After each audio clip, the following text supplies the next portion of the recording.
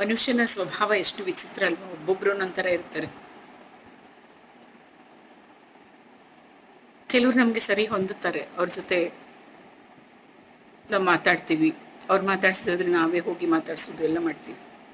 ಇನ್ನು ಕೆಲವ್ರನ್ನ ನೋಡಿದ್ರೆ ಯಾಕಪ್ಪ ಇವ್ರು ಬರ್ತಾ ಇದ್ದಾರೆ ಅಂತ ತಪ್ಸ್ಕೊಂಡು ಹೋಗ್ಬಿಡ್ತೀವಿ ಆ ಕಡೆ ಅಂತ. ನೋಡಿದ್ರು ನೋಡದೇ ಇರೋ ಥರ ಆ್ಯಕ್ಟಿಂಗ್ ಮಾಡ್ಕೊಂಡು. ಈಗಂತೂ ನಮ್ಮ ಹತ್ರ ಮೊಬೈಲ್ ಇರುತ್ತಲ್ಲ, ಓಹೋ ಏನೋ ಮೊಬೈಲ್ ಮೆಸೇಜ್ ಬಂತು, ಸುಮ್ಮನೆ ಫೋನ್ ಮಾಡ್ಕೊಂಡು ಹೋಗ್ಬಿಡ್ತೀವಿ. ಒಂದು ಹಳ್ಳಿ, ಆ ಹಳ್ಳಿಯಲ್ಲಿ ಒಂದು ಅಜ್ಜ ಇರ್ತಾನೆ. ಎಂಥ ಮುಂಗೋಪಿ, ಕೋಪಿಷ್ಟ, ಸದಾ ಸಿಡ್ಕೊಂಡಿರೋದು ಅಂತ ಒಂದು ಸೇಯಿಂಗ್ ಇದೆಲ್ಲ. ಹಿಂಗೆ ಸಿಡ್ಕೊಂಡಿರುವಾಗ ಎಷ್ಟೊಂದು ಮಸಲ್ಸ್ನ ಯೂಸ್ ಮಾಡ್ತೀರಾ ಮುಖದಲ್ಲಿರೋದು, ನಗ್ತಾ ಇದ್ರೆ ಕೆಲವೇ ಮಸಲ್ಸು ಅಂತ. ಅವ್ನು ನೋಡಿದರೆ ಯಾರಿಗೂ ಆಗ್ತಾ ಇರಲ್ಲ. ಒಂದು ಸಂತೋಷ ಅನ್ನೋದೇ ಇಲ್ಲಪ್ಪ. ಯಾವಾಗ ಕಿಟಿ ಕಿಟಿ ಕಿಟಿ ಕಿಟಿ ಅಂತಾರಲ್ಲ ಹಾಗೆ ಆ ಒಂದು ರೀತಿಯದು. ಜೊತೆ ಯಾರಾದರೂ 10 ನಿಮಿಷ ಅಯ್ಯೋ ಪಾಪ ಅಂತ ಮಾತಾಡಿದರೆ, ಈಗ ಹ್ಯಾಕ್ಷಿ ಅಂತ ಅಥವಾ ಕೆಮ್ಮಿದ್ರೆ ಜೋರು ಸಡಿದ್ರೆ ಕರೋನಾ ಬಂದ್ಬಿಡುತ್ತಲ್ಲ, ಆ ಥರ ಅವನಿಗೇನು ಸಮಸ್ಯೆ ಇದೆ ಎಲ್ಲರಿಗೂ ಅಂಟ್ಕೊಂಡ್ಬಿಡ್ತಾ ಇತ್ತು. ಅಂದರೆ ಆ ನಕಾರಾತ್ಮಕವಾಗಿ ಏನಿತ್ತಲ್ಲ ಅವನ ಮನಸ್ಸಲ್ಲಿ, ಅದೊಂಥರ ಅಂಟು ಚಡ್ಡಿ, ಅದು ಹಚ್ಕೊಂಡ್ಬಿಡ್ತಾಯಿದ್ರು ಎಲ್ಲರೂ. ಅಂದರೆ ಎಲ್ಲರಿಗೂ ಹಚ್ಬಿಡ್ತಾ ಇತ್ತು ಅವನು ಆ ಥರ. ಸ್ವಾಮಿ ವಿವೇಕಾನಂದರು ಹೇಳ್ತಾರೆ, the day you are sad are you have a sorrow face, you have no right to show it to others ಅಂತ ಹೇಳಿ. ಯಾವತ್ತು ನಿಮ್ಮ ಮುಖ ಸಪ್ಪಗೆ ಅಂತಿರ್ತೀವಲ್ಲ, ಓ ಏನೋ ಆಗೋಯ್ತು ಅಂತ, ಆವತ್ತಿನ ದಿವಸ ನೀವು ರೂಮಿಂದ ಆಚೆ ಬರಬೇಡಿ, ಒಳಗೆ ಏರಿ, ಅಂಥ ಮುಖನೇ ಯಾರಿಗೂ ತೋರಿಸ್ಬೇಡಿ ಅಂತ. ಅದು ಅಂಟು ಜಡ್ಡಿ ತರಹ ಎಲ್ಲರಿಗೂ ಹಾಗೆ ಆಗುತ್ತೆ ಅಂತ. ಖಂಡಿತ ಇದಷ್ಟೇ. ಇವನು ನಕಾರಾತ್ಮಕವಾದ ಇವನ ಒಂದು ರೋಗನ ಎಲ್ಲರಿಗೂ ಕೊಡ್ತಾ ಇದ್ದ. ಸೊ ಎಲ್ಲರೂ ಅವನು ಬರ್ತಾನೆ ಅಂದರೆ ದೂರ ಹೊಟ್ಟೋಗ್ತಾಯಿದ್ರು. ಯಾಕೆ, ಏನಾಗಿತ್ತು ಇವನಿಗೆ? ಸಂತೋಷ ಅನ್ನೋದೇ ಇಲ್ಲ. ಒಂದು ದಿವಸ ಅವನಿಗೆ 80 ವರ್ಷ ಬರ್ತ್ಡೇ, 80 ವರ್ಷದ್ದು ಜನ್ಮದಿನ ಆಚರಣೆ ಮಾಡ್ಕೊಳ್ತಾ ಇದ್ದಾನೆ. ಎಲ್ರಿಗೂ ಊರಲ್ಲೆಲ್ಲ ಸುದ್ದಿ ಒಂದು ಕಾಡ್ಗಿಚ್ಚಿನಂತೆ ಹಬ್ತು. ಏನಂದರೆ, ಇವತ್ತು ಮುದ್ಕ ತುಂಬ ಸಂತೋಷವಾಗಿದ್ದಾನೆ, ಆ ಮುದ್ಕನ ಮುಖದಲ್ಲಿ ಅಂತ ನಗು ಇದೆ ಅಂತ. ಎಲ್ಲರಿಗೂ ಆಶ್ಚರ್ಯ. ಯಾವಾಗಲೂ ಅಂತಿರ್ತಾನಲ್ಲ, ಅವ್ನು ಹಲ್ಲು ನೋಡಿಲ್ಲ ಅನ್ಸುತ್ತೆ ಯಾರು. ಇವತ್ತೇನು ಇಷ್ಟು ನಗ್ತಾ ಇದ್ದಾನೆ, ಏನೋ ತುಂಬ ಸಂತೋಷವಾಗಿದ್ದಾನಂತ. ಏನೋ ಆಗಿದೆಯಪ್ಪ, ಮಿರಾಕಲ್ ಅಂತ ಹೇಳ್ತೀವಲ್ಲ, ಏನೋ ಒಂದು ದೊಡ್ಡದಾದಂತಹ ಅದ್ಭುತವಾದಂತಹ ಒಂದು ಘಟನೆ ನಡೆದುಬಿಟ್ಟಿದೆ, ಅಥವಾ ಒಂದು ಗೊತ್ತಿಲ್ಲ ನನಗೆ, ಜಾದು ಯಾರು ಮಾಡಿದ್ದಾರೆ, ಹೇಗೆ ನೋಡ್ಕೊಂಬರೋಣ ಬನ್ನಿ ಅಂತ ಎಲ್ಲರೂ ಹೋಗ್ತಾರೆ ಮುದ್ಕನ ಮನೆ ಹತ್ರ. ಖುಷಿಯಾಗಿದ್ದಾನೆ ಮುದ್ಕ. ಎಲ್ಲರಿಗೂ ಆಶ್ಚರ್ಯ ಆಯಿತು, ಯಾವತ್ತು ಇವನೇ ಏನು ಮಾತಾಡ್ಸೋದು ಅಂತ ದೂರ ಹೋಗ್ತಾ. ಎಲ್ಲರೂ ಗೊತ್ತಾಗಬೇಕಲ್ಲ, ನಾವು ಹೀಗೆ ಆಗ್ಬೋದು ಅಂತ ಸ್ವಲ್ಪ ಆಸೆ ಇರುತ್ತಲ್ಲ. ಏನಿವತ್ತು ಇಷ್ಟು ಖುಷಿಯಾಗಿದೆಯಾ, ಏನಾಯ್ತು ಹೇಳು ಅಂತ ಕೇಳಿದ್ರೆ ಅವ್ನು ಹೇಳ್ತಾನೆ, ಇನ್ಮೇಲಿಂದ ನಾನು ಖುಷಿಯಾಗಿರ್ತೀನಿ ಅಂತ. ಹೇಗೆ ಖುಷಿಯಾಗಿರ್ತೀಯ ಅಂದರೆ, ಇಷ್ಟು ದಿವಸ ನಾನು ಸಂತೋಷ ಬೇಕು ಅಂತ ಸಂತೋಷದ ಹಿಂದೆ ಓಡ್ತಾ ಇದ್ದೆ, ಸಂತೋಷ ಎಲ್ಲಿದೆ ಅಂತ ಹುಡುಕಕ್ಕೆ ಅಂತ ಹೋಗ್ತಾ ಇದ್ದೆ. ನನಗೆ ಇವತ್ತು ಜ್ಞಾನೋದಯ ಆಯಿತು, ಅಂತೂ ಸಾಯೋ ಮುಂಚೆ ಆದರೂ ಜ್ಞಾನೋದಯ ಆಯ್ತಲ್ಲ. ಸಂತೋಷ ನಮ್ಮಲ್ಲೇ ಇದೆ, ನಾವೇ ಕಂಡ್ಕೋಬೇಕು ಈ ಒಂದು ಹ್ಯಾಪಿನೆಸ್ ಅನ್ನೋದನ್ನ. ಅದು ಹಿಂದೆ ಓಡ್ಕೊಂಡು ಹೋಗೋದಲ್ಲ, ಹೆಂಗೆ ಹ್ಯಾಪಿನೆಸ್ ಎಲ್ಲಿದೆ ಅಲ್ಲಿ ಹುಡ್ಕೊಂಡು ಅಂತ. ಸೊ ನಮ್ಮ ಹತ್ರ ಏನಿದೆ, ನಮಗೇನು ಕೊಟ್ಟಿದ್ದಾನೆ ಭಗವಂತ, ನಮ್ಮ ಜೊತೆ ಯಾರಿದ್ದಾರೆ, ನಾವೇನು ಮಾಡ್ಬೋದು ಅಂತ ಎಲ್ಲ ನಾನು ಇವತ್ತೆಲ್ಲ ಕೂತ್ಕೊಂಡು ಯೋಚನೆ ಮಾಡಿದೆ ರಾತ್ರಿ ಎಲ್ಲ. ನಂಗೆ ಗೊತ್ತಾಯಿತು, ಸಂತೋಷ ನಮ್ಮಲ್ಲೇ ಇದೆ. ಏನೋ ಹೇಳ್ತಾರಲ್ಲ, ಕಂಕ್ಳಲ್ಲಿ ಕೂಸಿಟ್ಕೊಂಡು ಊರೆಲ್ಲ ಹುಡುಕಿದ್ರು ಅಂತ, ಇಲ್ಲದಿದ್ರೆ ಕೈಯಲ್ಲೇ ಬೆಣ್ಣೆ ಇಟ್ಕೊಂಡು ತುಪ್ಪಕ್ಕೆಲ್ಲ ಕಡೆ ಅಡ್ಡಾಡಿದ್ರು ಅಂತ. ಅಷ್ಟೇ ಆಗೋದು. ಎಲ್ಲಾದರೂ ಹೋದರೆ ಸಂತೋಷ ಹುಡ್ಕೊಂಬರೋಕ್ಕಾಗುತ್ತೆ, ಅಂಗಡಿಲಿ ಹೋದರೆ ಸಂತೋಷ ಕೊಡ್ರಿ ಅಂತ ನಿಮ್ಗೆ ₹1,00,00,000 ಕೊಟ್ಟರೆ ಸಂತೋಷ ಕೊಡ್ತಾರೆ, ಆಗೋದಿಲ್ಲ ಅಲ್ವಾ. ಅಂತೂ ಇಂತೂ ಇರಲಿ ಬಿಡಿ, ಒಳ್ಳೇದು. ಮುದ್ಕನಿಗೆ ಈ ವಯಸ್ಸಲ್ಲಾದರೂ ಜ್ಞಾನೋದಯ ಆಯಿತು. ಮತ್ತು ಅವನು ವಿಚಾರನ ಎಲ್ಲರೂ ತಿಳಿಸ್ಕೊಟ್ನಲ್ಲ. ಇಷ್ಟು ವರ್ಷ ಏನು ಮಾಡಿದ್ನೋ ಗೊತ್ತಿಲ್ಲ, ಅವನು ಹೇಳಿದ್ಮೇಲೆ ಎಲ್ಲರಿಗೂ, ಇನ್ನೆಷ್ಟು ಜನ ಆ ಥರ ಇದ್ದರು ಯಾರು ಗೊತ್ತು, ಅವ್ರಿಗೂ ಎಲ್ಲರಿಗೂ ಜ್ಞಾನೋದಯ ಆಯಿತು. ಅಂತೂ ಇಂತೂ ನಮಗೇನು ಬೇಕು, ಮುದುಕ ಸಂತೋಷ ಮುದುಕ, ಅದು ಕೋಪಿಷ್ಟ ಮುದುಕ ಹೋಗ್ಬಿಟ್ಟು ಅಷ್ಟೇ. ಸಂತೋಷಕ್ಕಾಗಿ ನಾವೆಲ್ಲೆಲ್ಲೋ ಸಂತೋಷ ಹುಡ್ಕೊಂಡು ಹೋಗೋದು ಬೇಡ, ನಮ್ಮ ಹತ್ರನೇ ಇದೆ, ಎಲ್ಲಿದೆ, ಹೇಗಿದೆ, ಏನು ಮಾಡಿದ್ರೆ ಸಂತೋಷ ಸಿಗತ್ತೆ ಅಂತ ಹುಡ್ಕೊಂಡ್ಬಿಟ್ರೆ ವಿಲ್ ಬಿ ದ ಹ್ಯಾಪಿಯೆಸ್ಟ್ ಅದುವೇ ಜೀವನ ಅಷ್ಟೆ. ಇದು ಹೇಗೆ ಅಂತ ಹೇಳಿದ್ರೆ ನೋಡಿ, ಒಂದು ಮುದಿ ಗೂಬೆ ಇರುತ್ತೆ ಒಂದು ಮರದ ಮೇಲೆ. ಆ ಮರ ಸುತ್ತಮುತ್ತ ಬೇಕಾದಷ್ಟು ಮನೆಗಳೆಲ್ಲ ಇರುತ್ತೆ. ಮುದಿ ಗೂಬೆ ಕೂಗೋದು, ಅದು ರಾತ್ರಿನೇ ತಾನೆ. ಅದು ನೋಡ್ತಾ ಇರುತ್ತಂತೆ, ಈ ಮನೇಲಿ ಏನಾಯ್ತು, ಅಲ್ಲಿ ಏನಾಯ್ತು, ಅಲ್ಲಿ ಏನು ಮಾಡ್ದ. ಒಂದು ಹುಡುಗ, ಚಿಕ್ಕ ಹುಡುಗ ಒಂದು ವಯಸ್ಸಾದ ಮುದುಕರಿಗೆ ಹೆಲ್ಪ್ ಮಾಡೋದು ನೋಡ್ದ. ಇನ್ನೊಂದು ಸತಿ ನೋಡ್ತಾನೆ, ಮಕ್ಕಳೆಲ್ಲ ಅಮ್ಮ ಅಪ್ಪಂದ್ರ ಮೇಲೆ ಕೂಗಾಡ್ತಾರೆ, ಅಮ್ಮನ ಮೇಲೆ ಕೂಗಾಡ್ತಾರಲ್ಲ. ಟೈಮ್ ಆದರೆ, ಸ್ಕೂಲಿಗೆ ಟೈಮ್ ಆಯಿತು ಅಥವಾ ಕಾಲೇಜ್ ಟೈಮ್ ಆಯಿತು ಅಂತ ಹೇಳಿದ್ರೆ, ನೀನು ಅಡುಗೆ ಮಾಡಲಿಲ್ಲ, ಉಪ್ಪಿಟ್ಟು ಮಾಡಿದ್ಯಾ, ಅದು ಮಾಡಿದ್ಯಾ, ಅದು ಗಂಡು ಮಕ್ಕಳು ಬೈತಾರೆ, ಉಪ್ಪಿಟ್ಟು ಅದು ಇದು ತಿಳ್ಕೊಂಡು. ಅದನ್ನೆಲ್ಲ ನೋಡ್ತಾ ಇತ್ತು. ದಿನಾ ಒಂದಲ್ಲ ಒಂದು ಕತೆ ಈ ಮನುಷ್ಯರದು ಕೇಳಿಸ್ಕೊಳ್ತಾ ಇತ್ತು. ಅದೇನು ಮಾಡ್ತು, ಅದು ಜಾಸ್ತಿ ಕೂಗಾಡೋದನ್ನು ನಿಲ್ಲಿಸ್ಬಿಡ್ತದೆ, ಕೂಗೋದನ್ನು ಗೂಬೆ. ಕುತ್ಕೊಂಡು ಅವ್ರೇನು ಹೇಳ್ತಾರೆ, ಇವ್ರೇನು ಹೇಳ್ತಾರೆ, ಏನಾಗ್ತದೆ ಎಲ್ಲ ಕುತ್ಕೊಂಡು ಜಸ್ಟ್ ಕೇಳಿಸ್ಕೊತಾ ಇತ್ತು ಅಷ್ಟೇ. ಹಾಗೇ ನೋಡ್ತಾ ಇತ್ತು. ಬರೀ ಕೇಳಿಸ್ಕೊಳ್ತು ಅಂದರೆ ಕದ್ದು ಕೇಳಿಸ್ಕೊಳ್ಳೋದಲ್ಲ. ನಾವು ಕೂಗಾಡ್ತಾ ಇದ್ರೆ ಪಕ್ಕದ ಮನೆಯವ್ರಿಗೆ ಕೇಳಿಸುತ್ತೆ, ಎದುರು ಮನೆಯವ್ರಿಗೆ ಕೇಳಿಸುತ್ತೆ, ಬೀದಿಗೂ ಕೇಳಿಸುತ್ತಲ್ವಾ. ಅದನ್ನೆಲ್ಲ ನೋಡ್ತಾ ಇತ್ತು, ಅಬ್ಸರ್ವ್ ಮಾಡ್ತಾ ಇತ್ತದು. ಸೊ ಅಬ್ಸರ್ವೇಷನ್ ಒಳ್ಳೆ ಸ್ಕಿಲ್ ಅಂತ ಹೇಳ್ತೀವಿ ನಾವು. ಏನಾದರೂ ಕಲ್ತ್ಕೊಳ್ಬೇಕು ಅಂತ ಹೇಳುವಾಗ ಮಾಡೋದು ಆ ಥರ ಎಲ್ಲ, something that involves is doing ಅಂತ ಹೇಳಿದ್ರೆ ಎಲ್ಲ. ಸೊ ಇವಾಗ ಜಾಸ್ತಿ ಕೇಳಿಸ್ಕೊಂಡು ಜಾಸ್ತಿ ಅಬ್ಸರ್ವ್ ಮಾಡೋಕ್ಕೆ ಶುರುವಾಯಿತು. ಅದು ಹೆಂಗೆ ಗಮನವಿಟ್ಟು ನೋಡ್ತಾ ಇದ್ರೆ ಗೊತ್ತಾಯಿತು, ಕೆಲವರೆಲ್ಲ ಇಂಪ್ರೂವ್ ಆದ್ರಂತೆ, ಕೆಲವರೆಲ್ಲ ಜಾಣರಾದರು, ಇನ್ನು ಕೆಲವರೆಲ್ಲ ಹಾಗೆ ವರ್ಸ್ಟಾಗಿ ಉಳ್ಕೊಂಬಿಟ್ರು. ಈಗ ನಮ್ಮ ಕೋಪಿಷ್ಟ ಮುದ್ಕ ಅಂತೂ ಇಂತೂ ಒಂದು ದಿವಸ ಒಳ್ಳೆಯವನಾಗ್ಬಿಟ್ನಲ್ಲ. ಇದರಲ್ಲಿ ಆ ಗುಬೆ ನೋಡ್ತಾ ಇತ್ತು, ಒಬ್ಬರು ಸರಿ ಹೋಗ್ತಾರೆ, ಇನ್ನೊಬ್ರು ಹಾಗೆ ಇರ್ತಾರಪ್ಪ ಲೈಫ್ ಲಾಂಗು ಅದನ್ನೆಲ್ಲ ಅಂತ ಕೇಳಿಸ್ಕೊಂಡು ನೋಡಿ ಏನಾಯಿತು ನಮ್ಮ ಗೂಬೆ, ಏನು ರಿಯಾಕ್ಷನ್ ಇರಲಿಲ್ಲ ಅದರದ್ದು ಯಾರ್ದಕ್ಕೂ. ಅದಕ್ಕೆ ಬುದ್ಧಿ ಜಾಸ್ತಿ ಆಯಿತು. ಸೊ ಗೂಬೆ ವೈಸ್ ಗೂಬೆ ಆಗೋಯ್ತು, ಬುದ್ಧಿವಂತ ಗೂಬೆ ಆಗೋಗ್ಬಿಡ್ತು ಅಷ್ಟೇ. ನಾವು ತುಂಬ ಎಲ್ಲದಕ್ಕೂ ರಿಯಾಕ್ಷನ್ ಮಾಡಬಾರ್ದು, ಕೇಳಿಸ್ಕೊಳ್ತಾ ಹೋಗ್ಬೇಕಷ್ಟೆ. ಅದಕ್ಕೆ ಹೇಳೋದು, 2 ಕಿವಿ ಇದೆ, ಜಾಸ್ತಿ ಕೇಳಿಸ್ಕೊಳ್ಳಿ, ಬಾಯಿ ಇದೆ, ಸರಿಯಾಗಿ ಮಾತಾಡಿ ಅಂತ. ಎಷ್ಟು ಬೇಕೋ ಅಷ್ಟು. ಮಾತು ಬೆಳ್ಳಿ, ಮೌನ ಬಂಗಾರ ಅಂತ ಹೇಳ್ತೀವಿ. ಯಾವುದಕ್ಕೆ ಬೆಲೆ ಜಾಸ್ತಿ, ಬಂಗಾರ ಸುಮ್ಮನೆ ಖರ್ಚು ಮಾಡಿಬಿಡ್ಬಾರ್ದು, ಅದಕ್ಕೆ ಇಟ್ಕೊಂಡಿರ್ಬೇಕು, ಮೌನವಾಗಿರಬೇಕು. ಹಂಗಂತ ಬಾಯಿ ಮುಚ್ಕೊಂಡಿರೋದಲ್ಲ, ಯಾವಾಗ ಬೇಕೋ ಎಷ್ಟು ಬೇಕೋ ಹಾಗೆ ಮಾತಾಡ್ಕೊಂಡಿದ್ರೆ ಕಡಿಮೆ ರಿಯಾಕ್ಷನ್ಸ್ ಮಾಡಿಕೊಂಡು ಕಲ್ತ್ಕೋತೀವಿ ನಾವು ಒಂದು ದಿವಸ ಯಾವ್ದು ಸರಿ ಯಾವ್ದು ತಪ್ಪು ಅಂತ. ಈ ಮುದಿ ಗೂಬೆ ಹೇಳ್ತು ಎಲ್ಲರಿಗೂ, ನನ್ನ ನೋಡಿ ಕಲ್ತ್ಕೊಳ್ಳಿ. ಗೂಬೆ ಅಂತ ಬೈತೀರ ಮನುಷ್ಯರಿಗೆ, ನಾನು ಗೂಬೆ ಆಗಿನೇ ಇಷ್ಟು ಬುದ್ಧಿವಂತ ಗೂಬೆ ಆದೆ. ಇನ್ನು ನೀವು ಮನುಷ್ಯರು, ನಾನು ಫಾಲೋ ಮಾಡಿದ ಪ್ರಿನ್ಸಿಪಲ್ನ ನೀವು ಫಾಲೋ ಮಾಡಿದ್ರೆ ನೀವೆಲ್ಲ ಬುದ್ಧಿವಂತರಾಗ್ತಿರಲ್ಲ ಅಷ್ಟೇ. ಈ ಒಂದು ಜೀವನದಲ್ಲಿ ಎಲ್ಲ ಖುಷಿಯಾಗಿರಿ, ಬುದ್ಧಿವಂತರಾಗಿ ಚೆನ್ನಾಗಿರಪ್ಪ ಅಂತ ಗೂಬೆ ಹಾರೈಸ್ತಾ ಇತ್ತು. ಕತೆಗೂ ವ್ಯತ್ಯಾಸ ಇದೆ ಅಲ್ವಾ. ಯಾರಿಗೂ ಡಿಕ್ಟೇಷನ್ ಕೊಡುವಾಗ ಕಥೆ ಬರಿ ಅಂತ ಹೇಳಿದ್ರೆ ಕತ್ತೆ ಅಂತ ಬರೆದಿತ್ತು ಒಂದು ಮಗು. ತಿಳಿದೆಯೋ ಗೊತ್ತಿಲ್ಲಪ್ಪ, ಕತ್ತೆ ನೋಡಿ, ಕತ್ತೆನೇ ತುಂಬ ಕತೆಗಳು ಕೇಳಿಸ್ಕೊತಾ ಇದ್ವಲ್ಲ ಯಾವಾಗ, ನಮ್ಮ ಮುಲ್ಲಾ ನಸ್ರುದ್ದೀನ್ ಕತೆಗಳು ಕೇಳಿಸ್ಕೊಂಡಾಗ. ಈಗ ಹೀಗೊಂದು ಕತ್ತೆ ನೋಡಿ, ಒಬ್ಬ ವ್ಯಾಪಾರಸ್ಥ ಆ ಕತ್ತೆ ಉಪ್ಪು ವ್ಯಾಪಾರ ಮಾಡ್ತಾ ಇರ್ತಾನೆ. ಒಂದಿನ ಕತ್ತೆ ಮೇಲೆ ಮೂಟೆ ಹೊರಿಸ್ಕೊಂಡು ಪಕ್ಕದ ಊರಿಗೆ ತೊಗೊಂಡು ಹೋಗ್ತಾ ಇರ್ತಾನೆ. ಪಕ್ಕದ ಊರಿಗೆ ಹೋಗಬೇಕು ಅಂತ ಹೇಳಿದ್ರೆ ಅಲ್ಲೊಂದು ಚಿಕ್ಕ ನದಿ ಇರುತ್ತೆ, ಅಲ್ಲಿ ಹುಷಾರಾಗಿ ಅವನು ದಾಟಿಸ್ಕೊಂಡು ಕರ್ಕೊಂಡು ಹೋಗ್ಬೇಕಾಗಿರುತ್ತೆ. ಒಂದು ದಿವಸ ಹೀಗೆ ಕತ್ತೆ ಮೇಲೆ ಉಪ್ಪು ತೊಗೊಂಡು ಹೋಗಿರುವಾಗ ಅದೇನು ಕತ್ತೆ ಕಾಲು ಜಾರ್ತೋ ಅದು ಏನಾಯ್ತೋ ಗೊತ್ತಿಲ್ಲ, ಬಿದ್ದೋಯ್ತು ಕತ್ತೆ. ಆ ಮೂಟೆನೂ ನೀರಲ್ಲಿ ಬಿದ್ದೋಯ್ತು. ಏನಾಯ್ತು, ಉಪ್ಪಿನ ಮೂಟೆ ನೀರಲ್ಲಿ ಬಿದ್ದರೆ ಉಪ್ಪಿನ ಮೂಟೆ ಕರ್ಗೇ ಹೋಯ್ತು ಅಂತೀವಲ್ವ. ನೋಡುತ್ತೆ ಕತ್ತೆ, ಎದ್ದು ನಿಂತ್ಕೊಂಡ್ಮೇಲೆ ಭಾರನೇ ಇಲ್ಲ, ಉಪ್ಪಿನ ಮೂಟೆ ಭಾರ ಎಲ್ಲ ಹೊಟ್ಟೋಯ್ತು. ಕತ್ತೆಗೆ ಆಹಾ ಜ್ಞಾನೋದಯ, ಬುದ್ಧಿ, ನಾಲೆಡ್ಜ್, ಜ್ಞಾನೋದಯ ಎಲ್ಲ ಗೊತ್ತಾಯ್ತು. ನೀರಲ್ಲಿ ಬಿದ್ದರೆ ಈ ಉಪ್ಪಿನ ಚೀಲ ಹಗುರವಾಗಿಬಿಡತ್ತೆ ಅಂತ ಅದೃಷ್ಟ ಅನ್ಕೊಂತು. ಖುಷಿಯಾಗಿ ನಡ್ಕೊಂಡು ಹೋಗ್ಬಿಡ್ತದು, ಅವತ್ತು ಭಾರನೇ ಇಲ್ವಲ್ಲ ಅಂತ. ಅದೃಷ್ಟ ಒಂದ್ಸತಿ ಸರಿ, ಪ್ರತಿ ಸಲ ಅದೃಷ್ಟನ. ಮತ್ತೆ ಮರುದಿವಸ ಹಾಗೆ ಮಾಡ್ತೀವಿ, ಬೇಕಂತ ಬೀಳೋ ಥರ ನಾಟಕ ಮಾಡಿಬಿಟ್ಟು ಉಪ್ಪಿನ ಚೀಲ ಎಲ್ಲ ಕರಗಿಸ್ಬಿಡ್ತು. 3ನೇ ದಿವಸ ಹಂಗೆ ಮಾಡ್ತೀವಿ.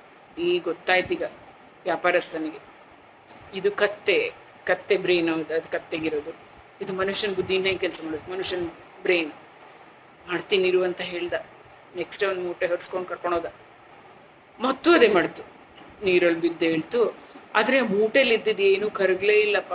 ಮೂಟೆ ಭಾರ ಆಯಿತು, ಭಾರ ಆಯಿತು ಅಂತ ಹೇಳಿದ್ರೆ ಅದು ಎಷ್ಟು ಭಾರ ಇತ್ತು, ಅದಕ್ಕೆ 2-3 ಪಟ್ಟು ಜಾಸ್ತಿ ಆಯಿತು. ಏನಿತ್ತು ಮೂಟೆಲಿ? ಏನಿಟ್ಟಿದ್ದ ನಮ್ಮ ವ್ಯಾಪಾರಿ? ಹತ್ತಿ ಮೂಟೆ, ಹತ್ತಿ ತಗೊಂಡು ಹೋಗಿದ್ದ. ಬುದ್ಧಿ ಬಂತು ಅದಕ್ಕೆ, ಪ್ರತಿ ಸಲಿನ ಮಾಡ್ದಂಗೆ ಆಗಲ್ಲ ಅಂತ. ಆಮೇಲಿಂದ ಬೇಕು ಅಂತ ನೀರಲ್ಲಿ ಬಿದ್ದು ಆ ಮೂಟೆನ ಬೀಳ್ಸ್ಕೊಳ್ಳೋದನ್ನ ನಿಲ್ಲಿಸ್ತು ಕತ್ತೆ. ನೋಡಿದ್ರೆ ಅದಕ್ಕೆ ಯಾರಾದರೂ ಏನಾದರೂ ಮಾಡ್ತಾಯಿದ್ರೆ ನಮ್ಗೆ ಕೋಪ ಬಂದು ಕತ್ತೆ ಅಂತ ಬೈಯೋದು. ಕತ್ತೆ ಥರ ಮಾಡ್ತೀವಿ ಅಂತ ಕತ್ತೆ ಅಂತ ಬೈತೀವಲ್ವಾ, ಕತ್ತೆ ಉಪಕಾರ ಮರ್ತು ಹೋಗ್ತೀವಿ. ಇದೇ ನಮಗೆ ನೆನಪು ಬರೋದು. ಅದಕ್ಕೆ ಅದೃಷ್ಟ ಮತ್ತೆ ಮತ್ತೆ ಮತ್ತೆ ಬರೋದಿಲ್ಲ. ಇದೇ ಥರ ಇನ್ನೊಂದು ಕತ್ತೆ ಏನು ಮಾಡ್ತು, ಈ ಫ್ರೆಂಡ್ ಕತ್ತೆ, ಇದ್ರ ಫ್ರೆಂಡ್ ಕತ್ತೆ ಎಲ್ಲ ಮಾತಾಡ್ಕೋತಾವೇನೋ ಕತ್ತೆಗಳೆಲ್ಲ, ಸಾಯಂಕಾಲ ಎಲ್ಲನೂ ಜೊತೆಲಿ ಬಿಟ್ಟಾಗ. ಆದರೂ ಓನರು ಒಳ್ಳೆ ಶಿಲ್ಪಿ ಅವನು. ಇಷ್ಟು ಚೆನ್ನಾಗಿರೋದೊಂದು ದೇವತೆನ ಕೆತ್ತಿರ್ತಾನ ಕಲ್ಲಿನಲ್ಲಿ. ಅದನ್ನು ಅದ್ರ ಓನರ್ಗೆ ತಲುಪಿಸ್ಬೇಕಾಗಿರುತ್ತೆ. ಅವನು ಕತ್ತೆ ಮೇಲೆ ಹೊರಿಸ್ಕೊಂಡು ತೊಗೊಂಡು ಹೋಗ್ತಾ ಇರ್ತಾನೆ. ಜನರೆಲ್ಲ ಬೀದಿಲಿ ನೋಡ್ತಾರೆ, ಇದು ಹೋಗೋ ಎಷ್ಟು ಚೆನ್ನಾಗಿದೆ ಅಂತಾರೆ. 1 ನಿಮಿಷ ನಿಂತ್ಕೊ ಅಂತ ಹೇಳ್ತಾರೆ. ಹತ್ತಿರ ಬಂದೆಲ್ಲ ನೋಡ್ತಾರೆ. ಕೆಲವರೆಲ್ಲ ಅದು ದೇವತೆ ವಿಗ್ರಹ ಅಲ್ಲ ಓ ಅಂತ ನಮಸ್ಕಾರ ಮಾಡ್ತಾರೆ. ಕೆಲವ್ರು ಹಿಂಗೆ ಮುಟ್ಟಿ ಕಣ್ಣು ಗೊತ್ಕೊತಾರೆ, ಎಲ್ಲ ಮಾಡ್ತಾರೆ, ತುಂಬ ಚೆನ್ನಾಗಿದೆ ಅಂತೆಲ್ಲ. ಈ ಕತ್ತೆಗೇನು ಗೊತ್ತಾಗ್ತಾ ಇಲ್ಲ. ನಿಲ್ಲಿಸ್ತಾ ಇದ್ದಾರಲ್ಲ ಆ ಕತ್ತೆ ಅನ್ಕೊಂತು, ಕತ್ತೆ ನೋಡೋಕೆ ನಿಲ್ಸ್ಕೊಂಡ್ಬಿಟ್ಟಿದ್ದಾರೆ ಅಂತ ಸುಮ್ಮನೆ ಇರ್ಲಾರ್ದು. ಯಾಕಂದ್ರೆ ಅಂತ ಕೂಕೊಳಕ್ಕೆ ಬೇರೆ ಶುರು ಮಾಡ್ತು. ಅದು ಮುಂದೆನೇ ಹೋಗ್ತಾ ಇಲ್ಲ. ಇವನು ಸಾಕು, ಮುಂದೆ ಹೋಗು ಅಂತ ಹೋಗ್ತಾನೆ ಇಲ್ಲ. ಅದಕ್ಕೆ ನನ್ನ ನೋಡಿ ಜನ ಎಷ್ಟು ಖುಷಿ ಪಡ್ತಾ ಇದ್ದಾರಪ್ಪ, ಎಲ್ಲ ನನ್ನ ಹೊಗಳ್ತಾ ಇದ್ದಾರೆ ಅಂತ ಕತ್ತೆಗೆ ಬುದ್ಧಿ ಭ್ರಮಣೆ ಆಗ್ತಾ ಇದೆ ಈಗ. ಅದು ಗೊತ್ತೇ ಇಲ್ಲ ಅದ್ರ ಮೇಲಿರೋದೊಂದು ಸುಂದರವಾದಂತಹ ವಿಗ್ರಹ, ಜನ ಅದನ್ನು ನೋಡ್ತಾ ಇದ್ದಾರೆ ಅಂತ ಹೇಳ್ಬಿಟ್ಟು ಮುಂದೇನೂ ಹೋಗ್ತಾ ಇಲ್ಲ, ಅಲ್ಲೇ ಕೂತ್ಕೊಂಡು ನಿಂತ್ಕೊಂಡಿದೆ.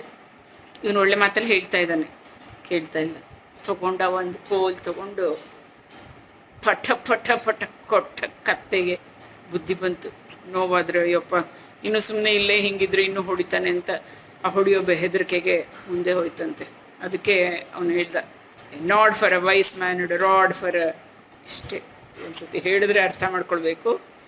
ಅರ್ಥ ಮಾಡ್ಕೊಳ್ಳಿಲ್ಲ ಅಂದರೆ ನಾವು ಕತ್ತೆಗಳಿಗೆ ಏನು ಮಾಡ್ತಾರೆ ಹಾಗೇನೆ ಫಟ್ ಫಟ್ ಫಟ್ ಅಂತ ಹೊಡಿತಾರೆ ಅಷ್ಟೇ. ಕತ್ತೆಗಳಾಗಬಾರ್ದಲ್ಲ ನಮ್ಮ ಮನುಷ್ಯರೆಲ್ಲ. ಅಂದರೆ nod for the wise and rod for the fool ಅಂತ. ವೈಸ್ ಆಗಬೇಕಾ ಮಕ್ಕಳು, ಫೂಲ್ಸ್ ಆಗಬೇಕಾ? ಇದೊಂದು ವೈದ್ಯರ ಕತೆ. ತುಂಬ ದೊಡ್ಡ ವೈದ್ಯ ಒಂದು ಕಾನ್ಫರೆನ್ಸಿಗೆ ಹೋಗಬೇಕಿರುತ್ತೆ ಅವರು. ಆ ಕಾನ್ಫರೆನ್ಸಲ್ಲಿ ಅವರಿಗೆ ಒಂದು ಅವಾರ್ಡ್ ಸಹ ಸಿಗೋದಿರುತ್ತೆ. ಹೋಗಬೇಕು, ಫ್ಲೈಟ್ ಹತ್ತಾರೆ. ಫ್ಲೈಟ್ ಒಂದು ಸ್ವಲ್ಪ ಟೇಕ್ ಆಫ್ ಆಗುತ್ತೆ, ಎಲ್ಲ ಆಗುತ್ತೆ. 1-2 ಗಂಟೆ ನಂತರ ಅವ್ರು ಹೇಳ್ತಾರೆ ಎಮರ್ಜೆನ್ಸಿ ಲ್ಯಾಂಡಿಂಗ್, ಮುಂದೆ ಹೋಗೋಕ್ಕಾಗೋದಿಲ್ಲ, ಏನೋ ತಾಂತ್ರಿಕ ತೊಂದರೆ ಅಂತ ಹೇಳಿಬಿಟ್ಟು ಫ್ಲೈಟ್ ಇಳಿಸ್ಬಿಡ್ತಾರೆ. ಇನ್ನು ಟೆನ್ಷನ್ ಶುರು ಆಗುತ್ತೆ. ಇರೋದೇ ಒಂದು ಸ್ವಲ್ಪ ಹೊತ್ತಷ್ಟೇ, ಮರುದಿನಾನೇ ಹೋಗಬೇಕು. ಇವತ್ತಿಲ್ಲಿ ನಿಂತ್ಕೊಂಡ್ಬಿಟ್ರೆ ಬೇರೆ ಯಾವುದಾದ್ರು ಫ್ಲೈಟಿಗೆ ಅಂದರೆ ಇಲ್ಲ, ನಾವು ಲ್ಯಾಂಡಿಂಗ್ ಆಗ್ತಾ ಇರೋದು ಒಂದು ಚಿಕ್ಕ ಕಡೆ, ಏನೇನು ಸೌಕರ್ಯ ಇಲ್ಲ. ಅವ್ನು ವಿಚಾರಿಸ್ತಾನೆ ಮತ್ತೆ ಹೇಗೆ ಹೋಗ್ಬೇಕು ನಾನು ಅಲ್ಲಿ ಕಾನ್ಫರೆನ್ಸಿಗೆ ಅಂತ ಹೇಳಿದ್ರೆ, ಅಲ್ಲಿ ಟ್ಯಾಕ್ಸಿಗಳು ಇದೆಲ್ಲ ಸಿಗುತ್ತೆ, ಅಲ್ಲಿ ತೊಗೊಂಡು ನೀವು ಡ್ರೈವ್ ಮಾಡ್ಕೊಂಡು ಹೋಗ್ಬೋದು, ಒಂದು 10 ಅವರ್ಸ್ ಹಿಡಿಸುತ್ತೆ ಅಂತ. ಆಯಿತು, ಇಳಿತಾನೆ. ತುಂಬ ಟೆನ್ಷನ್ ಆಗುತ್ತೆ ಅವನಿಗೆ. ಮರುದಿನಾನೇ ಹೋಗಬೇಕು, ಸರಿಯಾದ ಸಮಯಕ್ಕೆ ನಾನು ಮೋಸ್ಟ್ಲಿ ಇರೋಕ್ಕಾಗೋದಿಲ್ಲ, ಆಗುತ್ತೋ ಏನೋ ಅಂದ್ಕೊಂಡು ಕಾರ್ ತೊಗೊಂಡು ಡ್ರೈವ್ ಮಾಡಿಕೊಂಡು ಗೂಗಲ್ ಮ್ಯಾಪ್ ಹಾಕ್ಕೊಂಡು ಹೋಗ್ತಾ ಇರ್ತಾನೆ. ಟೆನ್ಷನ್ ನೋಡಿ, ಯಾವಾಗಲೂ ಆರಾಮಿಲ್ಲದೆ ಹೋದರೆ ಎಲ್ಲಿ ಹೋಗ್ತೀವೋ ಗೊತ್ತಾಗೋದಿಲ್ಲ. ಇವನ್ನ ಪರೀಕ್ಷೆ ಮಾಡೋ ಥರ ಜೋರಾಗಿ ಗುಡುಗು ಮಳೆ ಎಲ್ಲ ಶುರು ಆಗೋಯ್ತು. ಅಷ್ಟು ಜೋರು ಮಳೆನಲ್ಲಿ ಹೊಸ ಒಂದು ಕಡೆ ಚಿಕ್ಕ ಚಿಕ್ಕ ರೋಡ್ಸ್ ಡ್ರೈವ್ ಮಾಡ್ಕೊಂಡು ಹೋಗೋದು ಕಷ್ಟ. ಅಂತೂ ಇಂತೂ ಹೋಗ್ತಾ ಇದ್ದಾನೆ. ಅಯ್ಯೋ, ಇನ್ನು ಕಾರಲ್ಲಿ ಪೆಟ್ರೋಲ್ ಬೇರೆ ಖಾಲಿ ಆಗಿಬಿಟ್ರೆ ಅಲ್ಲಿ ತನಕ ಅಂತ ಬೇರೆ ಭಯ. ಪೆಟ್ರೋಲ್ ಬಂಕ್ ಕಾಣಿಸ್ಬೇಕಲ್ಲ, ಎಲ್ಲಿ ಇದು ಇಲ್ಲ.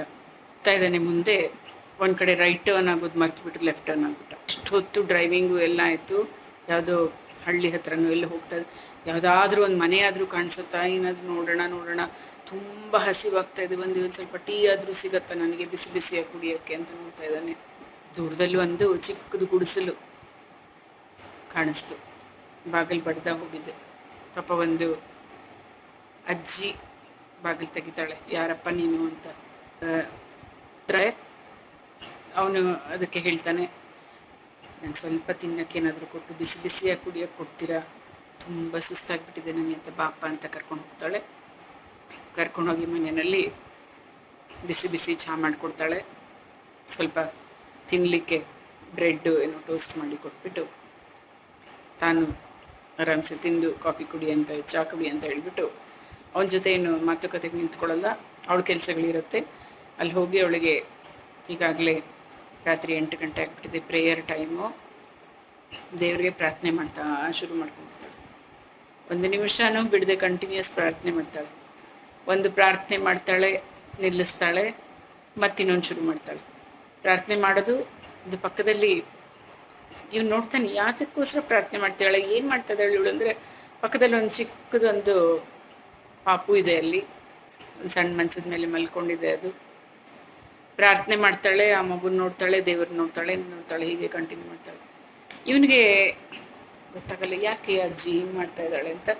ಮಾತಾಡಬೇಕು ಅಂದರೆ ಅವಳು ಕಂಟಿನ್ಯೂಸ್ ಆಗಿ ಅವಳು ಅಷ್ಟು ಶ್ರದ್ಧಾ ಭಕ್ತಿ ನಂಬಿಕೆಯಿಂದ ದೇವರಿಗೆ ಭಜನೆ ಮಾಡಿಕೊಂಡು ಹಾಡ್ತಾ ಇದ್ದಾಳೆ ಅವಳು. ಹಾಗೂ ಈಗ ಮಧ್ಯ ಒಂದು ಭಜನೆ ಆದಮೇಲೆ ಅವನು ಅಜ್ಜಿ ಹತ್ರ ಹೋಗ್ತಾನೆ. ಅಜ್ಜಿ ಏನು ಮಾಡ್ತಾ ಇದೀಯ ನೀನು, ಏನು ಮಾಡಲಿ ನೋಡಪ್ಪ, ನನ್ನ ಮಗ ಸೊಸೆ ಇಬ್ಬರು ಆಕ್ಸಿಡೆಂಟಲ್ಲಿ ತೀರ್ಕೊಂಡ್ಬಿಟ್ರು. ಅವ್ರದ್ದು ಉಳಿದಿದ್ದು ಒಂದೇ ಒಂದು ಮಗು ಇದೆ, ಅದನ್ನ ನಾನು ನೋಡ್ಕೋತಾ ಇದ್ದೀನಿ.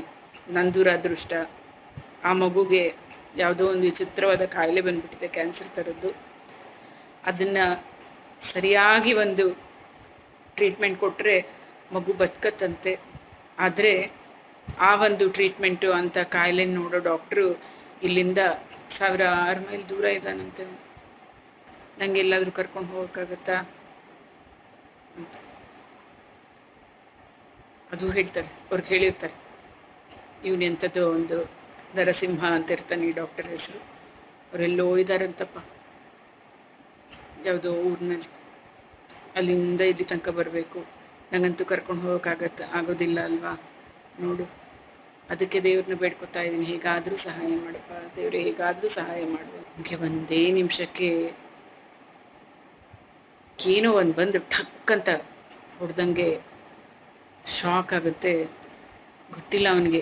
ಆ ಮಗು ಕಂಡೀಷನ್ ನೋಡ್ತಾನೆ, ತುಂಬ ಬೇಜಾರಾಗ್ಬಿಡುತ್ತೆ, ಕಣ್ಣಲ್ಲಿ ನೀರು ಹಾಗೆ ತನಗೆ ಗೊತ್ತಿಲ್ಲದೆ ಬಂದ್ಬಿಡುತ್ತೆ. ಯಾರೂ ಅಲ್ಲ, ಆ ಅಜ್ಜಿ ದೇವ್ರನ್ನ ಬೇಡ್ಕೊತಾ ಇದ್ದಾಳಲ್ಲ, ಈ ಮಗುಗೇನು ಕಾಯಿಲೆ ಆಗಿದೆ ಅದು ನೋಡೋವಂಥ ಸ್ಪೆಷಲಿಸ್ಟು, ಹಿಂಗಾದರೂ ಮಾಡಿ ನನ್ನ ಮಗುನಲ್ಲಿ ಕರ್ಕೊಂಡು ಹೋಗಪ್ಪ ಭಗವಂತ, ಈ ಮಗುಗೆ ಜೀವ ಕೊಡು.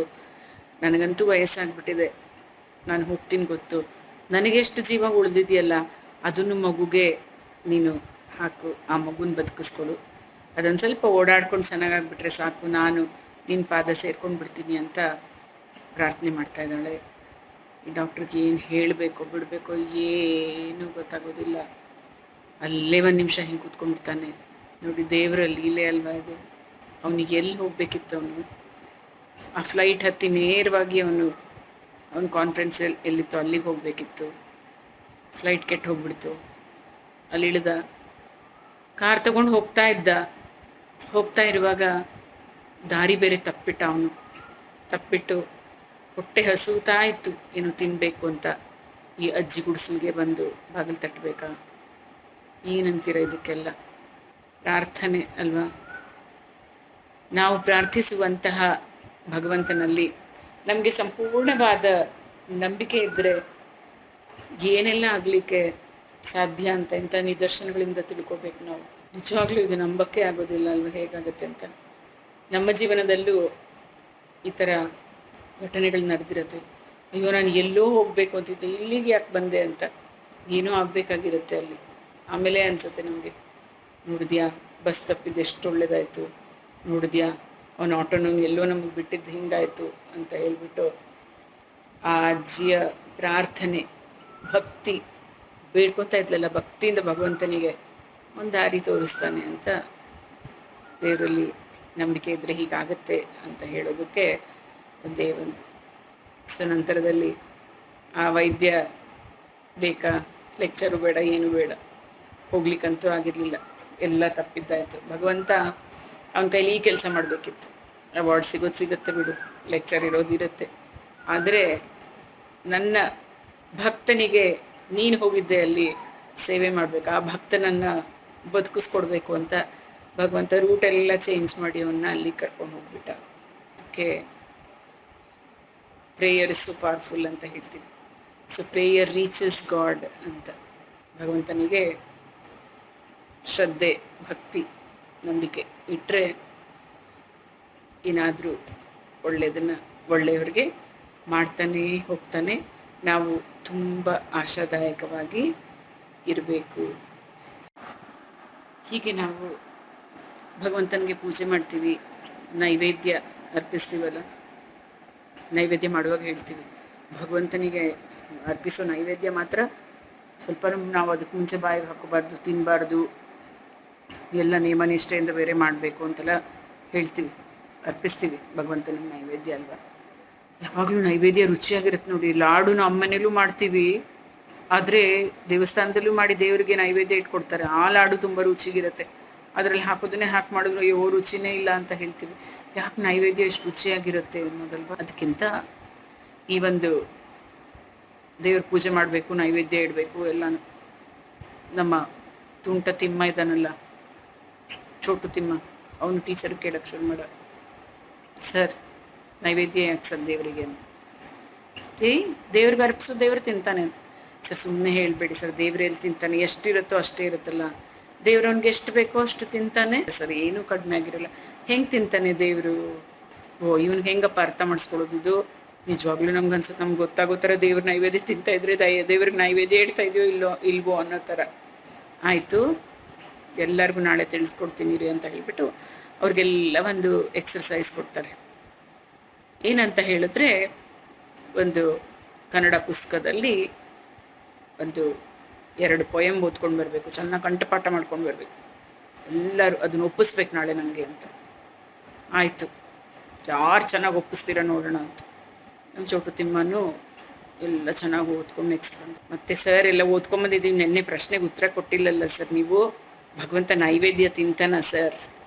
6 ಬಾಳೆಹಣ್ಣು ಇಟ್ಟಿದ್ರೆ ಅಲ್ಲೇ ಇರುತ್ತೆ ಸರ್, ತೆಂಗಿನಕಾಯಿ ಹೊಡೆದಿದ್ದು ಅಲ್ಲೇ ಇರುತ್ತೆ ಸರ್, ಒಂದು ಸ್ವಲ್ಪನೂ ವ್ಯತ್ಯಾಸ ಆಗಲ್ಲ. ಏನು ಸರ್ ನೀವು ಹೀಗೆ ಹೇಳಿದ್ರೆ? ಹೌದಪ್ಪ, ಭಗವಂತನಿಗೆ ನಮ್ಮ ಥರ ಸ್ಥೂಲ ಶರೀರ ಇಲ್ಲ, ಅವನು ಸೂಕ್ಷ್ಮ ಶರೀರಿ, ಎಷ್ಟು ಬೇಕೋ ಅಷ್ಟು ಅಂತ ತಿನ್ಕೋತಾನೆ. ಏನೋ ಹೇಳ್ತೀರಾ ಬಿಡ್ರಿ ಸರ್, ಸುಮ್ಮನೆ ಕೆಲವರೇ ನಮ್ಮ ಚೋಟು ಗುಂಡಂತರ ಹೋಗಿದ್ದೆ ಅವ್ರ ದೇವಸ್ಥಾನಕ್ಕೆಲ್ಲ ಹೋಗೋದು, ನಮಸ್ಕಾರ ಮಾಡೋದು, ನೈವೇದ್ಯ ಎಲ್ಲ ಮಾಡಬರೋದು. ನನಗಂತೂ ನಂಬಿಕೆ ಇಲ್ಲ ಸರ್ ದೇವ್ರ ಮೇಲೆ ಅಂತ ಹೇಳ್ತಾರೆ. ಯಾಕೆ ಹಿಂಗೆ ಹೇಳ್ತೀಯಾ? ಆಯಿತು, ಎಲ್ಲರೂ ಓದಿದ್ದೀರಲ್ಲ, ಕಂಠಪಾಠ ಮಾಡಿದ್ದೀರಲ್ಲ, ಚೋಟು ತಿಮ್ಮಂಗೆ ಹೇಳ್ತಾರೆ, 2 ಪದ್ಯ ನೀನು ಹೇಳು ಅಂತ. ಎಷ್ಟು ಚೆನ್ನಾಗಿ ಹೇಳ್ತಾನೆ ಅಂದರೆ, ಒಂದು ಸ್ವಲ್ಪನೂ ತಪ್ಪಿಲ್ಲದೆ ಪಟ ಪಟ ಪಟ ಪಟ ಪಟ ಅಂತ ಅವನು ಅಭ್ಯಾಸ ಮಾಡ್ಕೊಂಬಂದಿರ್ತಾನೆ, ಮಗ್ ಮಾಡಿರ್ತಾನಲ್ಲ, ಅಷ್ಟು ಒಪ್ಪಿಸ್ತಾನೆ. ಎಲ್ಲಿಂದ ಇಷ್ಟೊಂದು ಕಲ್ತ್ಕೊಂಡೆ ಅಂದರೆ, ಅದೇ ಬುಕ್ಕಲ್ಲಿ ಇತ್ತಲ್ಲ ಸರ್, 2 ಪದ್ಯಗಳು ಕಲ್ತ್ಕೊಂಡಿದ್ದೀನಿ. ತೆಗಿಯಪ್ಪ ನಿನ್ನ ಪುಸ್ತಕ ಅಂತಾರೆ, ತೋರಿಸ್ತಾನೆ ಪುಸ್ತಕ. ನೀ ಕಲ್ತಿದ್ದು ಇಲ್ಲೇ ಇದೆಯಲ್ಲೋ, ನೀನೇನು ಮಾಡಿದೆ ಹೇಳು? ಇದು 2 ಕಲ್ತ್ಬಿಟ್ಟು ನಿನ್ನ ಮಿದುಳಿಗೆ ಹಾಕೊಂಡ್ಬಿಟ್ಟಿದೆಯಲ್ಲ, ಇಲ್ಲಿ ಇರಬಾರ್ದಿತ್ತಲ್ಲ ಇದು. ಇಲ್ಲಿ ಬರ್ದಿರೋದು 2 ಪದ್ಯಗಳು, ಅಷ್ಟು ಚೆನ್ನಾಗಿ ಓದಿ ಅದನ್ನು ಮತ್ತೆ ಓದಿ ಒಂದೇ ಸತಿ ಅಲ್ಲ, ಅಷ್ಟು ಓದ್ಬಿಟ್ಟು ನೀನು ಕಂಠಪಾಠ ಮಾಡ್ಕೊಂಡು ಅದನ್ನು ಮಿದುಳಿಗೆ ಹಾಕೊಂಡ್ಮೇಲೆ ಇಲ್ಲಿ ಹೆಂಗಿರಕ್ಕೆ ಸಾಧ್ಯ? ಇದು ಇಲ್ಲಿ ಇರಬಾರ್ದಾಗಿತ್ತಲ್ವೇನೋ ಅಂತ ಹೇಳಿದ್ರೆ, ಯಾಕೆ ಸರ್ ಹೀಗೆ ಹೇಳ್ತಾ ಇದ್ದೀರಾ ಅಂತ. ನಿನ್ನ ಪ್ರಶ್ನೆಗೆ ಉತ್ತರ ಕಣೋ ಮಗು, ಕೇಳ್ತಾ ಇದ್ಯಲ್ಲ ಭಗವಂತ ನೈವೇದ್ಯ ತಿಂತಾನ ಅಂತ. ಇಷ್ಟೇ, ಅವನಿಗೆಷ್ಟು ಬೇಕೋ ಅಷ್ಟು ತಿಂತಾನೆ. ಅವನೆಷ್ಟು ತಿಂದರೂ ಅವನು ತಿಂದಿದ್ದು ಅಷ್ಟು ಭಾಗ ಮತ್ತೆ ಅಲ್ಲೇ ಇರುತ್ತೆ ನೋಡಿ. ಎಷ್ಟೇ ಓದಿದ್ರು ಆ ಪುಸ್ತಕದಲ್ಲಿರುವಂತಹ ಪ್ರಿಂಟ್ ಆಗಿರೋ ಅಕ್ಷರಗಳು, ಆ ಮಾಹಿತಿ ಅಲ್ಲೇ ಇರುತ್ತಲ್ವಾ, ಆದರೆ ನಿನ್ನ ತಲೆಗೂ ಬಂದಿದೆ ಅಲ್ಲ ಅದು. ಅಷ್ಟೇ ಮಗು, ದೇವ್ರನ್ನ ನೀನು ನಂಬಿದರೆ ನೋಡಿದೆಲ್ಲ ನಿಂಗೆ ಗೊತ್ತಾಗುತ್ತೆ ಅಂತ ಹೇಳಿಬಿಟ್ಟು ನಮ್ಮ ಚೋಟು ತಿಮ್ಮಂಗೆ ಆ ಟೀಚರ್ ಹೇಳ್ತಾರೆ. ಅವಾಗೆಲ್ಲರೂ ಓ ಹೌದಪ್ಪ ಅಂತ ಅರ್ಥ ಮಾಡ್ಕೊಳ್ತಾರೆ. ಇದು ಇವತ್ತೆಲ್ಲ ನಮ್ಮ ದೇವರು ಕಥೆ ಆಗೋಯ್ತಲ್ಲ. ದೇವ್ರ ಮೇಲೆ ನಂಬಿಕೆ ತುಂಬ ಒಂದೊಂಥರ ದೇವ್ರನ್ನ ನಂಬ್ತಾ ಇದ್ರೆ ಜಾದುಗಳಾಗೋಗ್ಬಿಡತ್ತೆ ಅಂತ ನೋಡ್ತಾ ಇರ್ತೀವಿ. ಹೇಗೋ ಏನು ನಾವು ಹೇಳಿದ್ವಲ್ಲ, ದೇವ್ರ ಅವ್ನು ಇಲ್ಲದೆ ಹೋದ್ರು ಯಾರ ಹತ್ರ ಆದರೂ ಕೆಲಸ ಮಾಡಿಸ್ತಾನೆ ಅಂತ. ಸೊ ನಂಬಿದವರಿಗೆ ದೇವರು ಇದ್ದಾನೆ. ತಿಮ್ಮಿನ ವ್ಯಾಪಾರಕ್ಕೆ ಕರ್ಕೊಂಡು ಹೋದಪ್ಪ. ಬೇಗ ಒಂದು ಸ್ವಲ್ಪ ಓಪನ್ ಆಗಿದೆ ಅಲ್ಲ ಒಂದು ಶಾಪ್, ಹೋಗ್ಬಿಟ್ಟು ಬಂದ್ಬಿಡೋಣ ಅಂತ ಹೇಳ್ಬಿಟ್ಟು. ಹೇಗೆ ಹೋಗ್ಬೇಕು ಈಗೆಲ್ಲ ನಾವು? ಮಾಸ್ಕ್ ಹಾಕ್ಕೊಂಡು ಹೋಗ್ಬೇಕಲ್ಲ. ಮಾಸ್ಕು ಹಾಕ್ಕೊಂಡ್ಲು, ವೇಲ್ ತೊಗೊಂಡು ಮುಖ ಎಲ್ಲ ನೀಟಾಗಿ ಕವರ್ ಮಾಡ್ಕೊಂಡ್ಲು. ಕೆಂಪನೆ ವೇಲ್ ಹಾಕ್ಕೊಂಡಿದ್ಲು, ಮುಖ ಎಲ್ಲ ಕವರ್ ಆಗಿತ್ತು. ಅಲ್ಲಿ ಹೋದರೆ ಒಂದು 10 ಜನ ಇದ್ದಾರೆ ಆಗಲೇ. ಈ ತಿಮ್ಮ ಗೊತ್ತಲ್ಲ, ಏನಾದರೂ ಅಂಗಡಿಗೆ ಹೋದಾಗ ಎಲ್ಲ ಅವರವರೇ ಮುಳ್ಕೊಂಡ್ಬಿಟ್ಟಿರ್ತಾರೆ ಮೊಬೈಲಲ್ಲಿ. ಏನೋ ಮೆಸೇಜ್ ಹಿಂಗೆ ನೋಡ್ತಾ ಇದ್ದಾನೆ, ಹಿಂಗೆ ನೋಡ್ತಾ ಇದ್ದಾನೆ, ಏನೋ ಮಾಡ್ಕೋತಾ ಇದ್ದಾನೆ. ಇವಳೆಲ್ಲ ವ್ಯಾಪಾರ ಮಾಡ್ತಾ ಇದ್ದಾಳೆ. 4-5 ಜನ ಹೆಂಗಸರಿದ್ರು. ಆಯಿತು ಏನಪ್ಪ, ಅರ್ಧ ಗಂಟೆ ಆದರೂ ಇವಳು ಬರ್ತಾ ಇಲ್ಲಲ್ಲ ಅಂತ ಅಲ್ಲಿ ಹೋದ್ಮೇಲೆ ಹೋಗೋಣ ಬಾ, ಎಲ್ಲ ದುಡ್ಡೆಲ್ಲ ಕೊಟ್ಟಿದ್ಯಾ ಅನ್ಸುತ್ತಲ್ವ, ಹೋಗೋಣ ಬಾ ಅಂತ ಹೇಳ್ಬಿಟ್ಟು ಹೇಳ್ಕೊಂಡು ಹೋಗ್ತಾ ಇದ್ದಾನೆ ಅವಳು. ಬಾರೆ ಬೇಗ ಹೋಗೋಣ ಅಂತ ಕರ್ಕೊಂಡು ಹೋಗಿ ಅವಳು ಬೇಡ ಕೊಸರ್ತಾ ಇದ್ದಾಳೆ, ಬಿಡ್ತಾ ಇಲ್ಲ. ಬಾ ಹೋಗೋಣ ಅಂತ ಕಾರಲ್ಲಿ ಹಾಕ್ಕೊಂಡು, ಹತ್ರನೇ ಇದೆ ಮನೆ, ಕಾರ್ ಬೇರೆ ತೊಗೊಂಡು ಹೋಗ್ಬೇಕಾ. ಹೋಗಿ ಮನೆ ಒಳಗೆ ಹೋಗೋಕೆ ಹೋದರೆ ಪಠಾರ್ ಅಂತ ಕೆನ್ನೆ ಮೇಲೆ ಹಾಕ್ತಾಳು. ನಾನೇನು ಮಾಡಿದೆ, ಇವಳು ಹಿಂಗೆ ಕೆನ್ನೆ ಮೇಲೆ ಹಾಕ್ತಾ ಇದ್ದಾಳೆ ಅಂತ ಹೇಳಿದ್ರೆ, ಅಲ್ಲಿ ಹೋದ್ಮೇಲೆ ಹಿಂಗೆ ಮಾಸ್ಕ್ ತೆಗಿತಾಳು ಅವಳು ವೇಲು ಎಲ್ಲ ತೆಗೆದ್ರೆ ಯಾರೋ ಕೆಂಪಗಿರೋ ವೇಲ್ ಹಾಕ್ಕೊಂಡಿರೋಳನ್ನ ಎತ್ಕೊಂಡ್ಬಂದು ಕರ್ಕೊಂಡು ಬಂದಿದ್ದಾನೆ. ಅವಳು ಕೊಸರಾಡ್ತಾ ಇದ್ರು, ಬಿಟ್ಟಿಲ್ಲ. ನಮ್ಮ ತಿಮ್ಮ ನೋಡಿದ್ರ, ಹುಷಾರಾಗಿರಿ, ಕರಿ ಸೀರೆ ಉಟ್ಕೊಂಡವರೆಲ್ಲ ನನ್ನ ಹೆಂಡ್ತಿನೇ ಅಲ್ಲ. ಸುಮ್ಮನೆ ಮೊಬೈಲಲ್ಲಿ ಹಿಂಗೆ ನೋಡ್ಕೊಂಡು ಹೋದರೆ ಹೀಗೆ ಯಾರಾದರೂ ನಿಮ್ಮ ಹೆಂಡ್ತಿನ ಆರಿಸ್ಕೊಂಡು ಹೋಗ್ಬಿಡ್ತಾರೆ. ಆಮೇಲೆ ತಿಮ್ಮಿ ಕತೆ ಅಷ್ಟೇ ಆಗ್ತಾಯಿತ್ತು. ಹಿಂದೆನೇ ಓಡ್ಕೊಂಬಂದ್ಲು ತಿಮ್ಮಿ, ಕಾಣಿಸಲ್ವೇನ್ರಿ ನಿಮಗೆ ಅಂತ ಪಾಪ. ಆಮೇಲೆ ಅವಳ ಹತ್ರ ಇವಳು ಸಾರಿ ಕೇಳ್ಕೊಂಡು, ನನ್ನ ಗಂಡ ಅಂತವನಲ್ಲಮ್ಮ, ಹೋಗಿ ಮನೆಗೆ ಅಂತ ಕಳಿಸ್ಕೊಟ್ಲು. ಪಾಪ ನಮ್ಮ ತಿಮ್ಮ ಬಚಾವಾದ. ಹಿಂಗಾದ್ರೂ ಮಾಡಿಬಿಟ್ಟಿರ, ಈಗ ಎಲ್ಲ ಮುಖ ಮುಚ್ಕೊಂಡು ತಿರುಗ್ತಾ ಇದ್ದಾರಪ್ಪ, ಹುಷಾರು. ನಮ್ಮ ತಿಮ್ಮಿನೂ ಪ್ಯಾಂಟ್ ಶರ್ಟ್ ಹಾಕೊಳ್ಳೋಕೆ ಶುರು ಮಾಡ್ತಿದ್ದಾಳಪ್ಪ.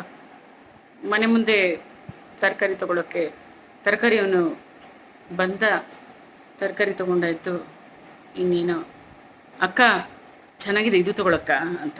ಯಾರು ತೊಗೊಂಡಿದ್ದು ತರಕಾರಿ ಅವನ ಹತ್ರ? ಪ್ಯಾಂಟು ಶರ್ಟು ಕೂದಲು ಅಷ್ಟೇಪ್ಪ ಗೊತ್ತು ಅವನಿಗೆ, ತರಕಾರಿನೂ ಯಾರು. ಒಬ್ಬ ಬಂದ್ಬಿಡ್ತು ತಿಮ್ಮಂಗೆ, ಏಯ್ ಅಕ್ಕ ಅಲ್ಲ ಕಣ, ನಾನು ಅಕ್ಕನ ಗಂಡ ನೋಡು. ಕಾರೋನಾಗಿರೋನ ಅಂತ ಯಾರು ಹೇರ್ ಕಟ್ಟಿಂಗ್ ಮಾಡೋರು ಇಲ್ಲ. ಇಷ್ಟುದ ಕೂದಲು ಬಿಟ್ಟಿದ್ದೆ ಅಂದರೆ ಅಕ್ಕ ಅಂದ್ಬಿಟ್ಯಾ? ಪ್ಯಾಂಟ್ ಶರ್ಟ್ ಹಾಕೊಂಡು ಕೂದಲು ಬಂದ್ಬಿಟ್ರೆ ಅಕ್ಕನ? ಪಾಪ ಅವ್ನು ತರಕಾರಿ ಅವನು.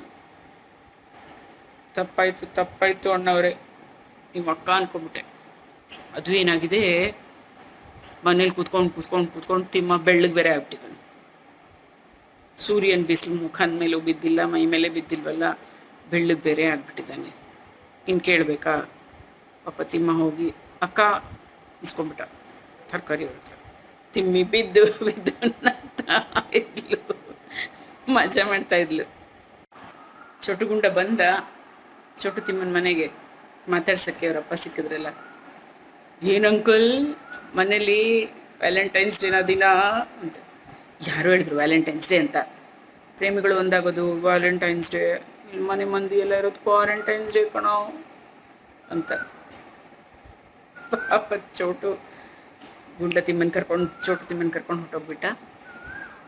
ಇವನು ಬೇಡ್ಕೊತಾ ಇದ್ದಾನೆ ತಿಮ್ಮ, ಯಾರಾದರೂ ಒಂದು ಗರ್ಲ್ ಫ್ರೆಂಡ್ ಆದರೂ ಸಿಗೋದು ಬೇಡವಾ? ದಿನ ಮೆಸೇಜ್ ಮಾಡ್ಕೊಂಡಾದರೂ ಟೈಮ್ ಸ್ಪೆಂಡ್ ಮಾಡ್ಬೋದಪ್ಪ ಮನೆಯಲ್ಲಿ. ಅದು ಇಲ್ಲೆಲ್ಲ ಹೇಗೆ ಮನೇಲಿ ಟೈಮ್ ಪಾಸ್ ಮಾಡೋದು ಅಂತ ಮಾಡಿ ಮೇಲೆ ನಿಂತ್ಕೊಂಡು ಅಕ್ಕಪಕ್ಕದವ್ರನ್ನೆಲ್ಲ ನೋಡ್ಬೋದು ಅಂತ ನಿಂತ್ಕೊಂಡಿದ್ದ. ಒಂದು ಹುಡುಗಿ ಹೋಗ್ತಾ ಇದ್ಲು ಅಲ್ಲಿ, ಮೇಲಿಂದ ಒಂದು ಗುಲಾಬಿ ಹಾಕಿದ, ತಗೊಂಡೋದ್ಲು. ತಿಮ್ಮಂಗೆ ಖುಷಿ ಆಗೋಯ್ತು. ಅಬ್ಬಬ್ಬಪ್ಪ, ಫಸ್ಟ್ ರೆಸ್ಪಾನ್ಸ್ ಏನು ಚೆನ್ನಾಗಿದೆ ಅಂತ ಫ್ರೆಂಡಿಗೆ ಫೋನ್ ಮಾಡಿ ಹೇಳ್ದ, ನೋಡು ಇದು ಗುಲಾಬಿ ಎಸ್ದೆ ತಗೊಂಡೋದ್ಲು ಯಾರೋ ಅಂತ. ಅರೇವಾ ಗುಡ್ ಲಕ್ ಕಣೋ ಅಂತ. ನೆಕ್ಸ್ಟ್ ಡೇ ಇವನು ಹೇಳ್ಕೊಟ್ಟ, ಲವ್ ಲೆಟ್ರ್ ಹಾಕಿ ನೋಡೋಣ ಅಂತ. ಕರೆಕ್ಟಾಗಿ ಅವಳು ಬರೋ ಟೈಮ್ಗೆ ನಿಂತ್ಕೊಂಡ್ಬಿಟ್ಟು ಒಂದು ಲವ್ ಲೆಟ್ರ್ ಹಾಕ್ತಾ ಮಾಡಿಂದ ಕೆಳಗೆ ಹಂಸೆ ಅದನ್ನು ತೊಗೊಂಡು ಹೋದ್ಲು ಅವಳು. ಮತ್ತು 3ನೇ ದಿವಸ ಬಂದ್ಲು ಅದೇ ಟೈಮ್ಗೆ. ಇವನು ಆಯಿತು 2 ದಿವಸ ಪ್ರಿಪ್ರೇಷನ್ ಆಗಿತ್ತಲ್ಲ, 3ನೇ ದಿವಸ ಒಂದು ಚೀಟಿಗೆ ಮೊಬೈಲ್ ನಂಬರ್ ಬರೆದು ಹಾಕದ. ಅದನ್ನು ತೊಗೊಂಡ್ಳು, ಫ್ರೆಂಡ್ಗೆ ಹೇಳ್ದ ನೋಡೋ, ರೋಸ್ ತೊಗೊಂಡ್ಲು, ಲವ್ ಲೆಟರ್ ತೊಗೊಂಡ್ಲು, ಮೊಬೈಲ್ ನಂಬರ್ ತೊಗೊಂಡ್ಲು. ಓಹೋ ನೋಡೋಣ ಕಣೋ, ನಾಳೆ ಕಾಲ್ ಮಾಡ್ತಾಳೆ ಎಲ್ಲ ಅಂತ. ಮತ್ತು ನಾಳೆ ಬಂದು ನಿಂತ್ಕೊಂಡ, ಮೊಬೈಲ್ ಇರುತ್ತಲ್ಲ ಏನಾದರೂ ಕಾಲ್ ಮಾಡ್ತಾಳೇನೋ ನಂಬರ್ ನೋಡಿಕೊಂಡು ಅಂತ ಹೇಳ್ಬಿಟ್ಟು. ಮತ್ತೆ ಫ್ರೆಂಡ್ಗೆ ಹೇಳ್ದ, ಆಯ್ತ್ಕೊಂಡು ಬಂದಿದ್ಲು. ಏನಾಯ್ತು, ಸಿಕ್ಕಿದ್ಲಾ, ಏನು ಮೆಸೇಜ್ ಎಲ್ಲ?